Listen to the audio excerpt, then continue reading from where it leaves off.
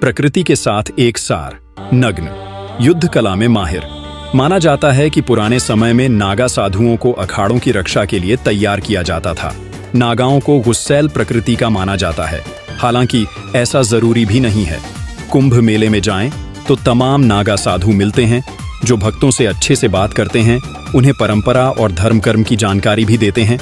नागा साधु भगवान शिव के उपासक होते हैं, जिनका जीवन कठोर अनुशासन वाला होता है। जब कोई व्यक्ति साधु बनने के लिए किसी अखाड़े के पास जाता है, अखाड़ा अपने स्तर पर पहले उस व्यक्ति के बारे में पड़ताल करता है। पड़ताल इस बात की कि आखिर वो संन्यास क्यों लेना चाह रहा है। परिवार वगैरह के बारे में पता किया जाता है। सब स्तर पर संतुष्ट होने के बाद उस व्यक्ति को अखाड़े में दाखिला दिया जाता है। इसके बाद उसे ब्रह्मचर्य पालन की शिक्षा दी जाती है। ब्रह्मचर्य व्रत सीखने में 12 साल तक का समय लग सकता है। ब्रह्मचर्य की परीक्षा पास करने के बाद उस व्यक्ति को महापुरुष बनाया जाता है।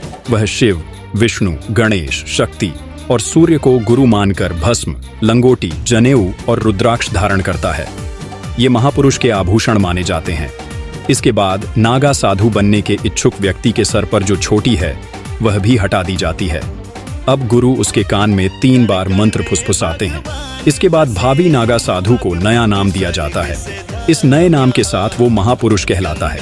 अवधूत, यहाँ महापुरुष से सन्यासी बनने की प्रक्रिया शुरू होती है। बाल कटवाने होते हैं, खुद का तर्पण, पिंडदान करना होता है।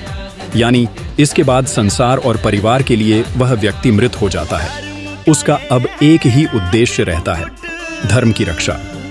महापुरुष को कपड़े उतारकर कुछ कदम उत्तर दिशा की ओर चलने को कहा जाता है। फिर गुरु वापस बुला लेते हैं। ये सांकेतिक कदम हिमालय की यात्रा को दर्शाते हैं। सूरज ढलने के बाद महापुरुष अखाड़े में लौटता है।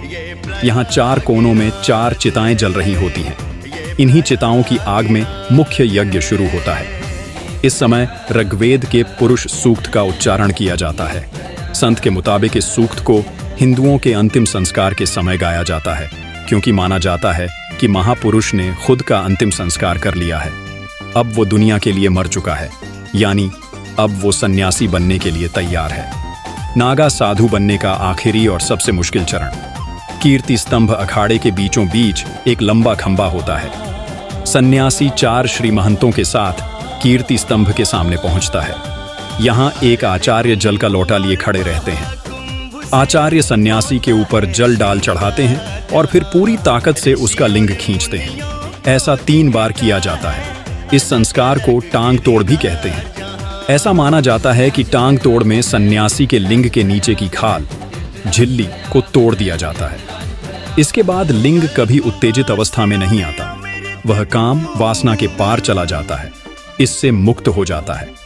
लिंग भंग के बाद नागा साधु बनने की प्रक्रिया पूरी हो जाती है।